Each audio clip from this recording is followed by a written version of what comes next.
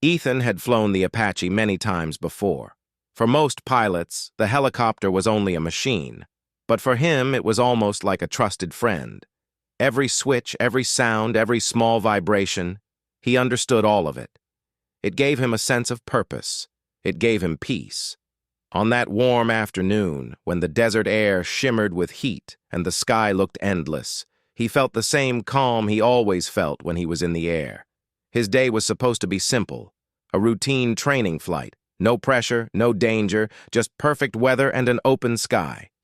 He checked the gauges, monitored the route, and followed the planned path. Everything seemed normal until his radio sparked with a sound he didn't expect, a faint call for help, weak, unsteady. At first he thought it was interference, but when he listened again, he heard it clearly. Someone was asking for assistance. Ethan's expression changed. He instantly noted the coordinates and realized the signal wasn't coming from any known camp, vehicle, or officer. It was coming from the middle of the desert, far from the usual tracks people used. His heart tightened a little. He knew what the desert could do to a person. Heat, thirst, loneliness. It was unforgiving. If someone was out there and calling for help, they must be in real trouble. He radioed in to confirm he was diverting from the planned route. As he changed direction, he lowered the helicopter gradually, scanning the land below. Everything looked the same: sand, dry bushes, rocks. But he trusted the coordinates. He hovered slowly, keeping his eyes focused. Then he saw something move. At first, it was just a tiny shape. It could have been a rock, he thought, or a piece of clothing blown by wind. But as he flew closer, he noticed an arm lifting weakly toward the sky. "Someone's down there," he said softly to himself. Ethan lowered the Apache with careful control. Even in emergencies, he had to be precise. The spinning dust could make the rescue harder. When the helicopter settled on the ground, he unbuckled quickly and stepped outside, the warm air hitting his face immediately. The person lying on the ground was a young woman. Her clothes were covered in dust, her lips dry, and her breathing shallow. She must have been out there for hours, maybe longer. Ethan hurried toward her and knelt down carefully. "Hey," he said gently, "can you hear me?" Her eyes opened slowly. They were dry and tired, but she could still see him. She blinked several times, trying to focus. When she finally recognized him, her lips trembled, trying to speak. "You came," she whispered. Ethan offered her his water bottle and helped her lift her head slightly so she could take a few sips. Her hands shook, but he supported her easily. After a moment, she swallowed enough water to regain a little strength. He could see she was exhausted, her skin warm from the sun, her breathing unsteady. "What's your name?" Ethan asked, keeping his voice calm. "Maya," she whispered, still catching her breath. "I got lost." Ethan nodded. "It's okay. You're safe now." When she tried to sit up, Ethan quickly placed a hand behind her back and helped her. She winced slightly, not from pain, but from weakness. He waited until her breathing settled before giving her another small sip of water. She looked at him, really looked at him, and her eyes softened with relief. Ethan wasn't used to people staring at him like that. He looked away for a second, a little shy, but then returned his focus to her. "We need to get you out of the heat," he said. "Can you stand if I help you?" She nodded faintly. He supported her gently, letting her lean against him as they walked the few steps toward the helicopter. Maya felt so light and exhausted that he had to hold her steady, making sure she didn't stumble. Inside the Apache, Ethan helped her settle into the co-pilot seat, fastening the harness carefully without rushing. She closed her eyes for a moment, breathing deeply as the cooler air inside the helicopter wrapped around her. When Ethan climbed back into his seat and prepared for takeoff, he glanced at her again. She was still awake, watching him. "You saved me," she whispered, her voice a soft echo. Ethan paused. He wasn't used to hearing words like that. Flying was his job. Rescue was part of it. But something about the way she said it made the moment heavier, deeper. "You're going to be okay," he replied simply. Her eyes slowly closed again, but then she opened them just enough to whisper something else. "Now, do it." Ethan turned his head slightly. "Do what?" She took a shaky breath and whispered, "Just don't let me fall asleep. Keep talking. Keep me awake." Ethan understood immediately. When someone was that dehydrated and exhausted, staying awake was important. He nodded gently. "I won't let you sleep," he said. As he lifted the helicopter off the ground, Maya leaned her head lightly toward him, listening to the steady hum of the engine. The desert shrunk below them, the sand stretching endlessly like a sea of gold. Ethan kept talking, not about anything complicated, just simple things to keep her awake. He told her what altitude they were at, how far the base was, and what he was doing to keep the helicopter steady. His voice was calm and steady, and Maya responded with small nods or soft hums. Each time her eyes began to close, Ethan called her name gently. "Maya, stay with me. We're almost there." She would open her eyes again, weak but present. During the flight, she whispered one more thing. It was barely audible over the hum of the engine, but Ethan heard it clearly. "I trust you." The words surprised him. He had met her only minutes ago, but she looked at him like he was the only person in the world who could save her.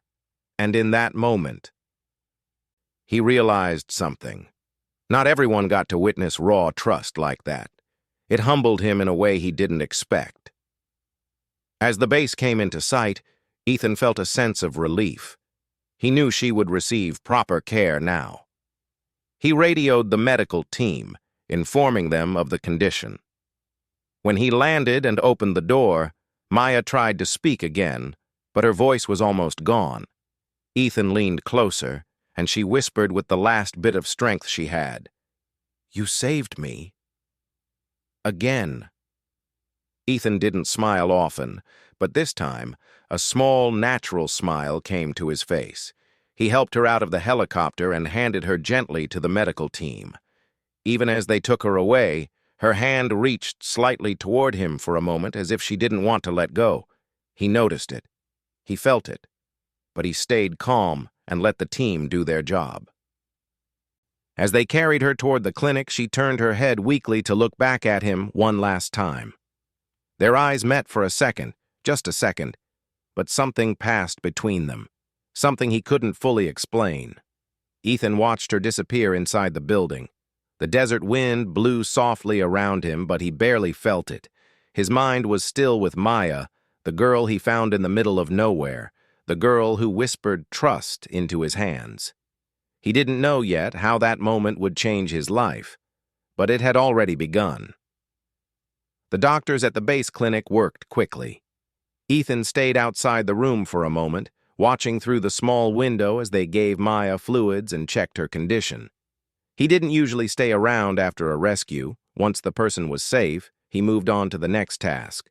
But this time, for reasons he couldn't clearly understand, he found himself unable to walk away.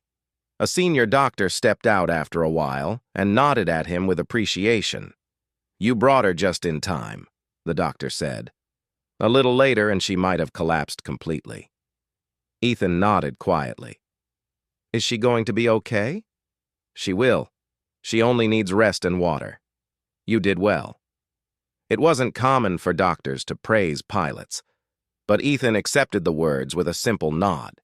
Then he glanced back inside. Maya was awake now, leaning back on the bed with tubes connected to her arm, slowly regaining strength. Her eyes were half open, and she looked calmer than before. Ethan thought he should leave. His shift was technically over, and he knew other pilots were waiting for the aircraft. But something made him hesitate.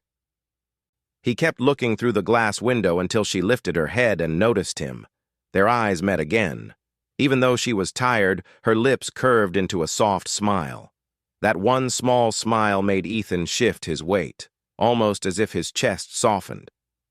Maya lifted her hand slightly, giving a tiny wave, barely more than a gesture, but it was enough to make him walk toward the door. He entered quietly.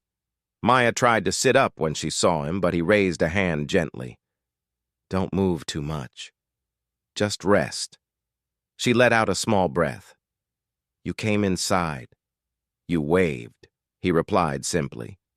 Maya laughed softly, even though her voice was still weak. "I just wanted to say thank you. Properly." "You already said it," Ethan reminded her, "several times." "Yes, but I don't remember all of it clearly, and when you're half-conscious, your words don't really count," she said with a small smile. Ethan didn't argue. Instead, he pulled a chair closer to her bed and sat down, keeping a respectful distance. Maya studied him quietly for a moment. He wasn't used to being looked at so directly, so he glanced at the floor for a second before meeting her gaze again. "You're very calm," she said. "I have to be," he replied. "Do all Apache pilots act like this?" He shook his head slightly. "Everyone has their own way. I'm just used to staying quiet." Maya didn't ask anything more for a moment. She could see he wasn't a man who talked easily, so she changed the direction of the conversation. "What were you doing out there when you found me?" "Training flight," Ethan answered. "Routine." "Lucky timing, then," she murmured. Ethan looked at her for a long moment. "It wasn't luck. You sent a distress signal. I was the one close enough to hear it." Maya blinked slowly. "I didn't even know the device worked. I pressed the button hoping for a miracle." "Well," Ethan said softly, "you got your miracle." She smiled, and for a moment, the quiet room felt warm. A nurse stepped inside, checking Maya's drip and asking a few questions. Ethan stood up to leave, but Maya raised her hand slightly. "Will you come back?" she asked. Her voice wasn't loud or dramatic. It was simple, honest. Ethan wasn't sure why her words affected him so strongly, but he found himself nodding without thinking. "I'll check on you tomorrow," he said.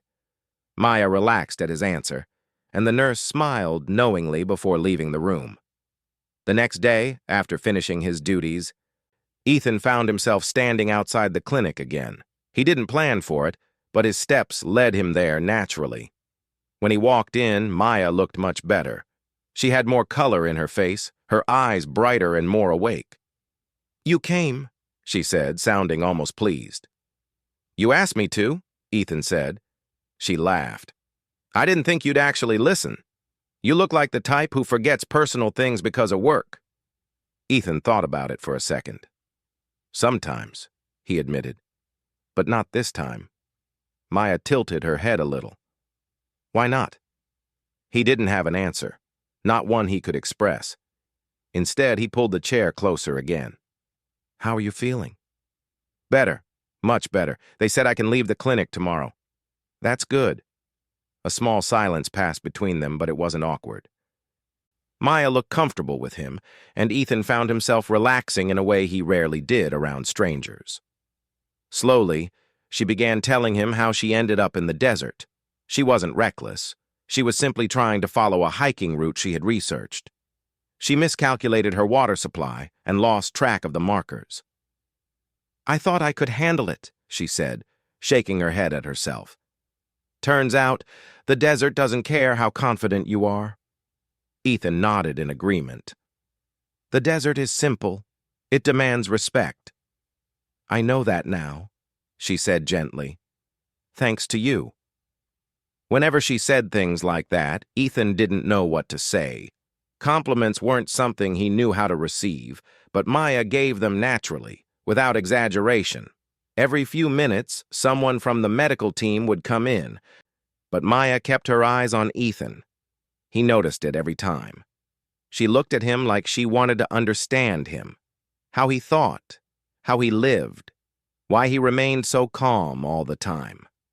At one point, she asked, "Do you like your job?" He nodded slowly. "It's not really a job to me, it's a responsibility." And does that ever get tiring? Sometimes, he admitted, but I chose it. Maya studied his expression. You look like someone who doesn't let people get close easily.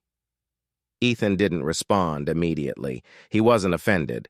She wasn't accusing him. She said it in a thoughtful way, like she wanted to understand, not judge. I don't, he finally said. It's better that way. Why? It keeps things simple. But simple isn't always good, she whispered. Ethan glanced at her, surprised by her tone. She spoke softly, but with emotion, as if she had learned that lesson the hard way. What do you mean? He asked. She shrugged gently. Life feels empty when you don't let anyone close. Trusting someone is scary, but it also makes life meaningful. He didn't answer. He wasn't sure how to, but her words stayed in his mind. The following day, when Maya was discharged, she walked slowly toward the exit with a small bag the clinic staff gave her. Ethan wasn't sure if he would see her again. He had no reason to expect another meeting. But Maya stopped at the door, looked back, and saw him across the hallway, talking to another pilot. Her eyes brightened instantly. She waved at him, not a small wave this time, but a warm, full wave. Ethan paused mid-sentence, nodded politely to the pilot, and walked toward her. You're leaving, he said. Yes, but I wanted to meet you again. Why? Ethan asked gently. Maya gave a small, heartfelt smile. Because people like you don't walk into someone's life every day, and I want to thank you again, not for saving me, but for staying by my side. Ethan didn't know how to respond, so he simply nodded. Maya took a deep breath and continued. I'll come back tomorrow for a follow-up checkup. Will you be around? Ethan didn't hesitate this time. I'll be here. Maya's smile widened, and she walked out of the clinic with slow, steady steps, stronger than before. Ethan watched her leave, unaware that something inside him had already begun to shift. He had rescued people before, many times, but no one had ever looked at him the way Maya did. No one had ever spoken to him with such gentle honesty. He didn't know it yet, but this was only the beginning. Maya came back the next day just like she said she would. Ethan didn't tell anyone he was waiting for her, but he found himself checking the clinic entrance every time he passed by. He had no idea why he was doing it.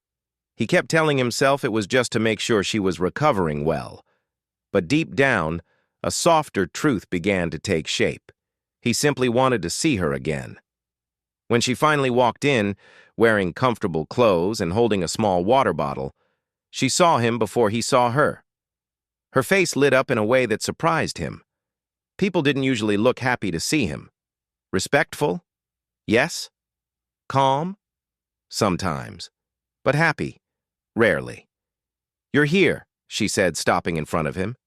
You said you'd come, he replied. And you believed me? Yes.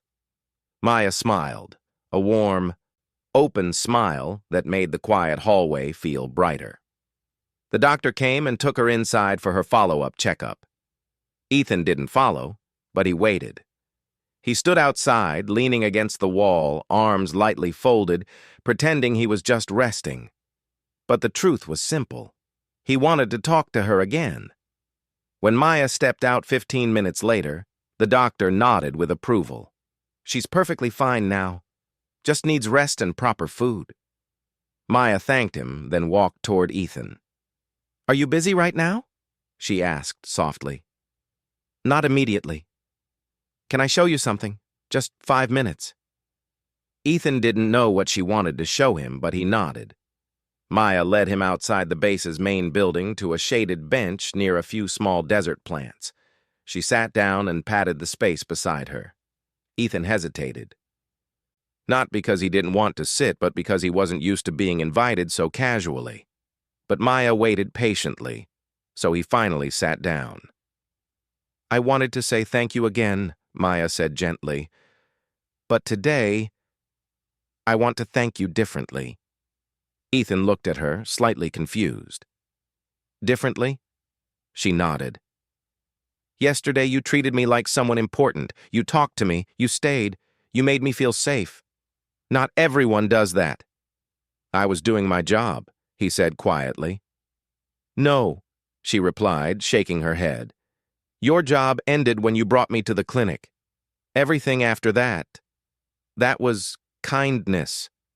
Ethan didn't know how to respond, and silence settled between them for a moment. But it wasn't an uncomfortable silence. It was peaceful. After a minute, Maya spoke again. I want you to meet my family sometime. Ethan blinked. Your family? Yes. They would want to thank you. And I just think they'd like you. Ethan tried to understand why she wanted that. He had met many rescued individuals. Most were grateful, some emotional, some quiet. But none had ever asked him to meet their family. He wasn't sure how to react. What if they don't want a stranger there? Ethan asked politely. Ethan, Maya said softly, you're not a stranger. You saved their daughter's life. They will want to meet you. Her voice was filled with confidence, not pressure. She wasn't forcing him. She was inviting him into her world gently. Ethan nodded slowly. If they want to meet me, I'll come. Maya's eyes brightened. Really? Yes. Good, she said with a relieved smile. How about this weekend? That works, he replied. Maya stood up and gave him a small wave before heading home, promising to send him the time and place. The weekend arrived quickly. Ethan prepared himself carefully, even though he had no idea what someone was supposed to wear when meeting the family of a person he rescued. He chose a clean shirt, simple pants, and made sure he looked presentable. For reasons he didn't fully admit to himself, he wanted to make a good impression. When he reached the small house address she sent him, he paused for a moment outside the gate. The house looked warm and welcoming, with potted plants near the entrance and soft sunlight falling on the porch. He knocked gently.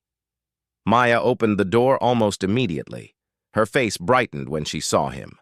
You came exactly on time, she said with a big smile. I try to be punctual, he replied. Come in. My family is waiting. Ethan stepped inside carefully, almost like he was entering a place of importance. The smell of cooked food filled the air. Warm, homely, comforting. Maya led him to the living room where her mother, father, younger brother, and grandmother sat. Everyone turned their attention to Ethan at once. For a moment he felt almost too visible, but he maintained his calm. This is Ethan, Maya said proudly. The one who saved me. Her mother stood first and walked to him with gentle gratitude in her eyes. Thank you, she said softly. You brought my daughter back to me. Ethan nodded respectfully. I'm glad she's all right. Her father stepped forward next, shaking Ethan's hand firmly. You did what we can never repay you for. You don't need to repay anything, Ethan said sincerely. Before he could say more, Maya's grandmother slowly approached him, leaning on her cane. She looked at him closely with sharp, wise eyes. So this is the young man, she said with a small, knowing smile. Such a calm face, strong eyes, good character. Ethan shifted slightly, not used to such attention. Her grandmother chuckled softly. You look like someone who follows rules but also listens to his heart. Maya's ears turned pink, and Ethan looked away, unsure how to respond. Her grandmother continued, Soldiers make good husbands. They are disciplined, loyal, and steady. Maya immediately protested, Nani, in embarrassment. But Ethan didn't take offense. He simply remained quiet, his calm expression unchanged, though something warm flickered inside him. Everyone laughed lightly, easing the moment. Maya's younger brother asked Ethan a few questions about helicopters, and Ethan answered patiently. He rarely talked much, but today he found himself speaking more than usual. Throughout the evening, he noticed Maya looking at him with gentle eyes, full of respect, gratitude, and something else he couldn't quite name yet. Every time he caught her looking, She smiled softly. After dinner, Maya and Ethan stepped outside for fresh air. The sun had begun to set, painting the sky in warm orange tones. They walked a little, not too far from the house. "Did they overwhelm you?" Maya asked shyly. "No," Ethan said. "They're kind. They really liked you." Ethan didn't respond immediately. Instead, he watched the sky change colors. He felt something calm settle in his chest, something he didn't feel often. "Your family is peaceful," he said finally. "Peaceful," she laughed. "That's a nice way to describe them." "I meant it," he said. Maya looked at him closely. "You look different today, less guarded." Ethan turned toward her. "I don't mean to look guarded." "You don't mean it," she replied softly. "But you are. You have walls around you." He didn't deny it. Instead, he asked, "Does that bother you?" "No," she said gently. "But I hope one day you let someone through those walls." Ethan looked at her for a long moment. The soft wind blew between them, carrying her words deeper than she probably intended. After a quiet moment, she spoke again. "Thank you for coming today. It means more to me than you realize." "I'm glad I came," he admitted. She smiled, a smile that reached her eyes, warm and honest. As Ethan drove back to the base that evening, he noticed something strange. He felt lighter. He didn't understand it fully, but he knew the day had changed something in him, and he knew one thing clearly. Maya was no longer just someone he rescued.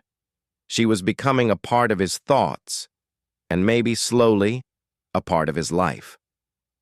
In the days that followed, something gentle and unexpected began to grow between Ethan and Maya. It was not sudden, not dramatic, and not forced.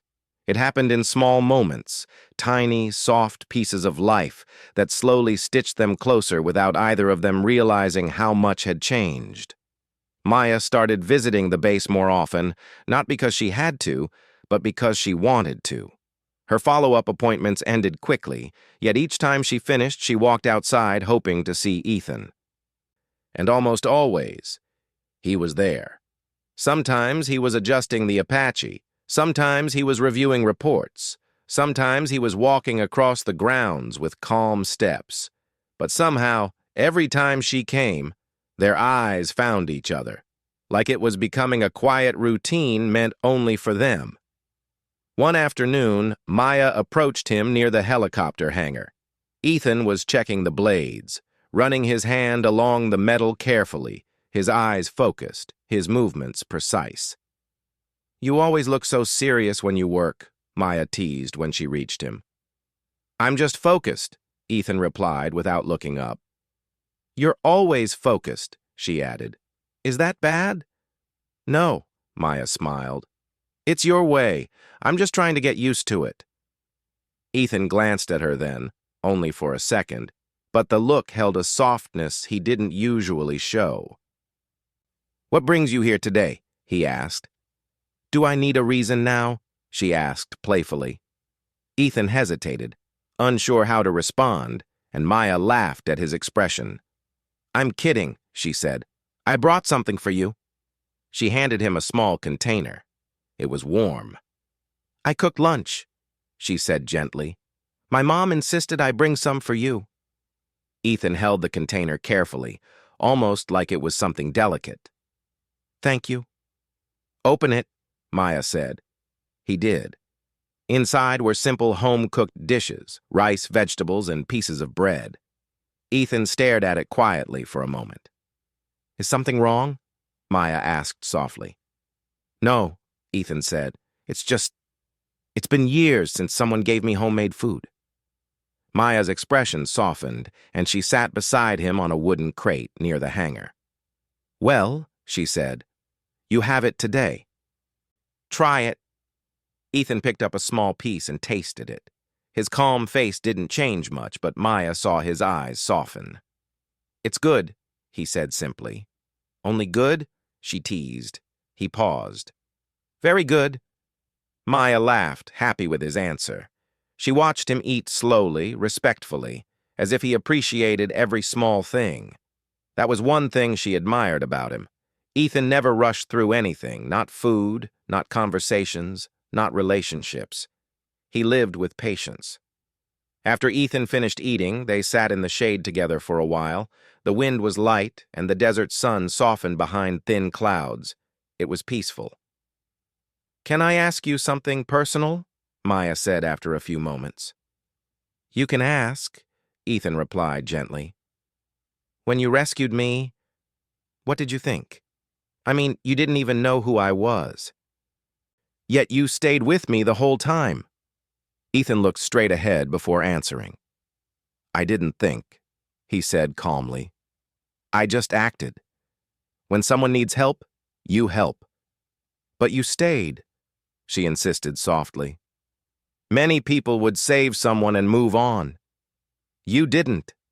Ethan turned to her, his eyes steady. "You asked me not to let you fall asleep. So I didn't." Maya lowered her eyes, remembering the moment clearly. She had been terrified, exhausted, barely conscious. But she remembered Ethan's calm voice, his steady tone, his presence. "You were the only familiar thing in that moment," she whispered. Ethan didn't respond, but the silence between them was warm, not empty. A few days later, Maya invited Ethan to her home again. This time, not for a family gathering, but simply for tea. Ethan agreed, even though part of him felt unfamiliar with such casual closeness. When he arrived, the atmosphere was peaceful. Maya had prepared a simple outdoor seating area in the small backyard, a wooden table, 2 chairs, and a pot of warm tea. "I wanted you to relax a little," she said. "You always look like you're carrying too much on your shoulders." "I'm not," Ethan replied. But Maya simply smiled knowingly, pouring him a cup. They talked for a long time, about her childhood, about his first training days, about simple things like favorite food, hobbies, dreams.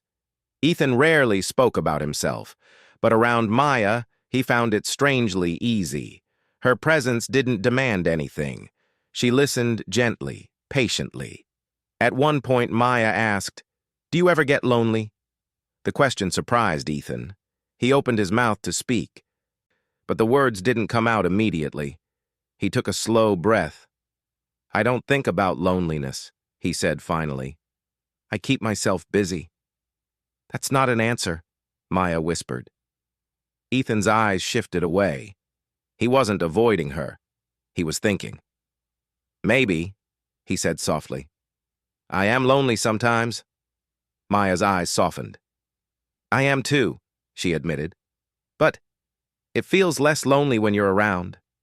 Ethan didn't know how to respond, but he felt something warm settle in his chest. Days passed, then weeks. Their bond grew naturally, without pressure, without confusion. They spent evenings walking near the base. Sometimes they didn't talk at all. They just walked together, sharing silence comfortably. One evening, while they were sitting on a hill overlooking the desert sunset, Maya said something that made Ethan pause. "You know, destiny is strange." Ethan looked at her. "Why do you say that?" "Because a few minutes could have changed everything. If you didn't pass that area, if I didn't press that button, if you were higher in the sky, maybe you wouldn't have seen me." Ethan listened quietly. "And if we never met," Maya continued, "my life would be completely different today." "So would mine," Ethan said quietly. Maya turned to him, surprised by the honesty of his words. "I didn't expect you to say that," she whispered. "It's true," Ethan said simply. Maya smiled gently. "You change people's lives, Ethan, not just by saving them, but by how you treat them." He looked at her for a long moment. "You changed mine, too." The wind grew quiet. The world seemed still. Maya lowered her gaze, her cheeks warm. "I'm glad," she whispered.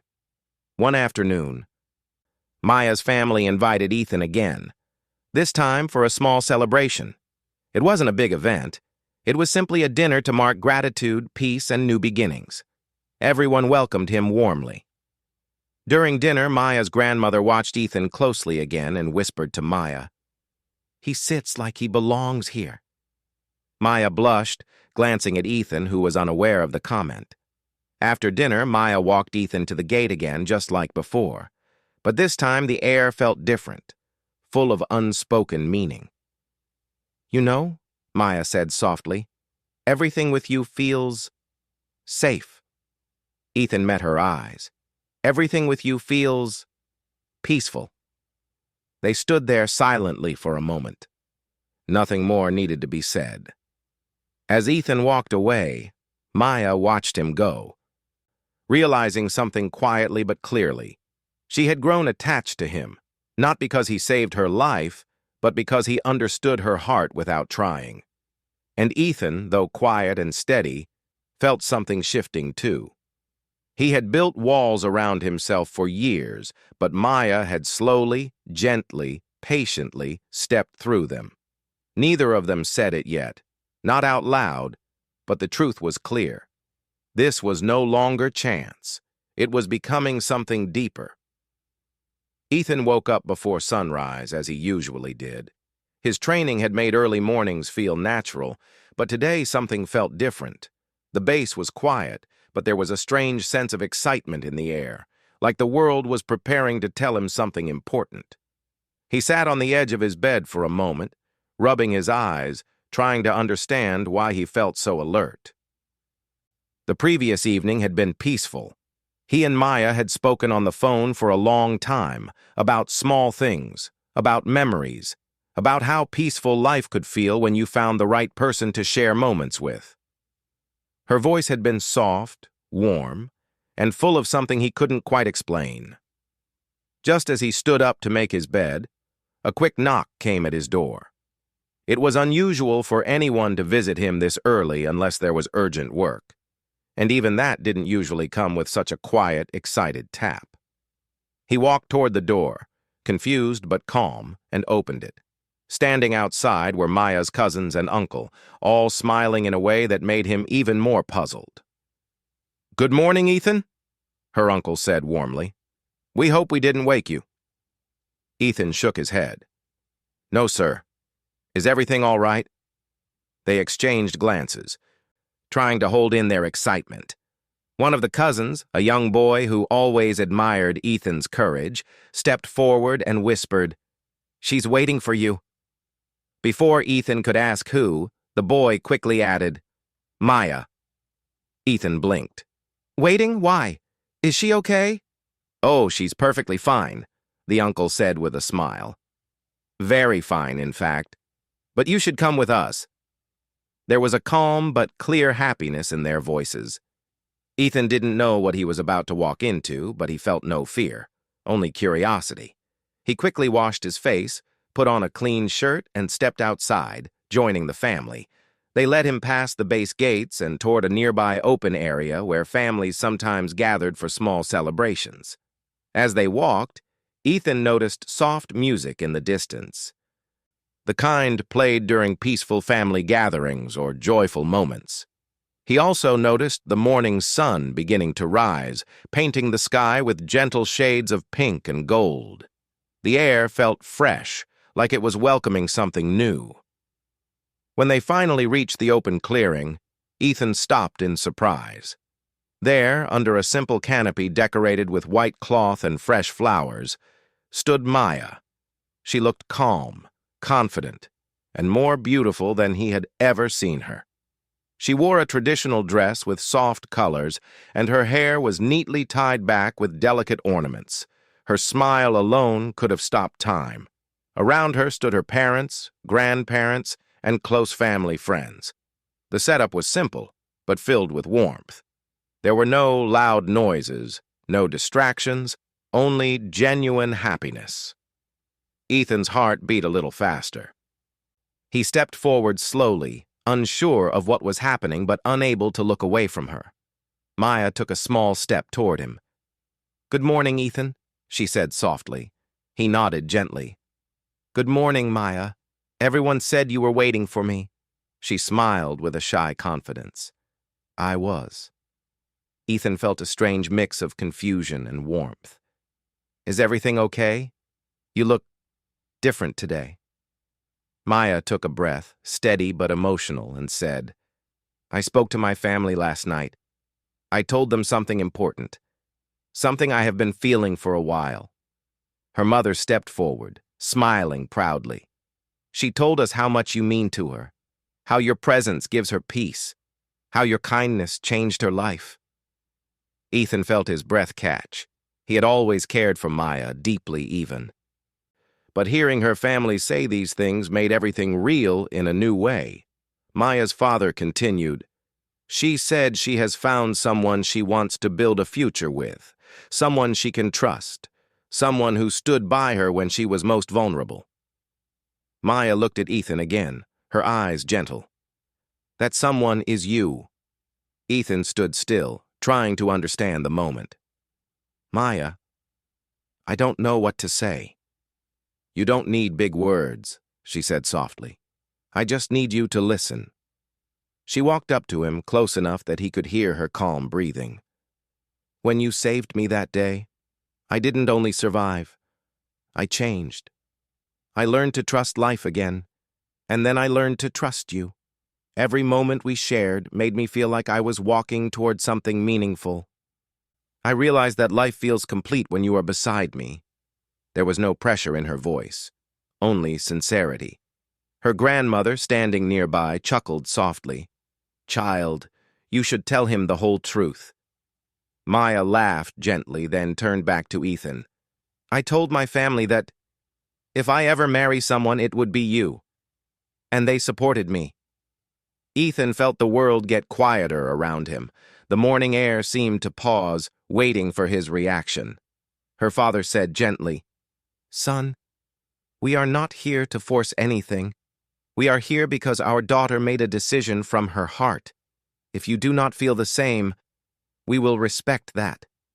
Maya met his eyes, her voice soft but steady. Ethan, I don't want you to feel pressure. I only want you to be honest. Do you want a life with me? Do you see a future with me? Ethan took a deep breath. All the moments they shared came rushing back, her smile when he cracked a rare joke, her softness when she thanked him for small things, the way she listened when he talked about flying, the warmth he felt every time she walked into a room. He realized something simple yet powerful. He had been falling for her silently, steadily, without even naming the feeling. He stepped closer, his voice gentle. Maya, I do see a future with you. More than that, I feel at peace with you. I feel understood. I feel home. Her eyes softened with emotion. But I didn't know you wanted something so serious, he continued. I didn't know... She finished his sentence for him. That I wanted to marry you? He nodded. She smiled lightly. Life doesn't always wait for perfect timing. Sometimes it gives us a moment and asks us to choose. And I am choosing you. Maya's family, seeing Ethan's calm acceptance, began preparing for a simple ceremony. It wasn't a grand event, but it was filled with sincerity and blessings. They placed traditional scarves around Ethan and Maya's shoulders, symbolizing unity and support. Elders said prayers for peace, kindness, and long-lasting happiness in their journey. Everyone spoke with respect, warmth, and joy. During the small ceremony, Ethan looked at Maya several times. Each time she smiled back at him with the same soft, steady confidence that had touched his heart from the beginning. He realized that this wasn't a sudden decision. It was a natural continuation of everything they had built together. When the ceremony ended, Maya reached for his hand gently. Ethan took it without hesitation. It felt natural, like something he had always been meant to do. Her grandmother whispered happily, Now he won't fly alone. He has someone waiting for him. Maya blushed but smiled. Ethan didn't answer, but the warmth in his eyes said everything. Later, when Ethan returned to his room, The early sun filled the space with golden light. He sat on his bed feeling peaceful, almost surprised at how calm his heart felt. He looked at the simple scarf around his shoulders, the symbol of the ceremony. He smiled slowly. He had woken up expecting a normal day. But now, as the sun rose gently outside, he had a new truth in his life. He was no longer alone. He had a partner, a companion, a wife. And the journey that began with a rescue had turned into something beautiful, something built not on chance, but on trust, respect, and a quiet, steady love that felt stronger than anything he had known.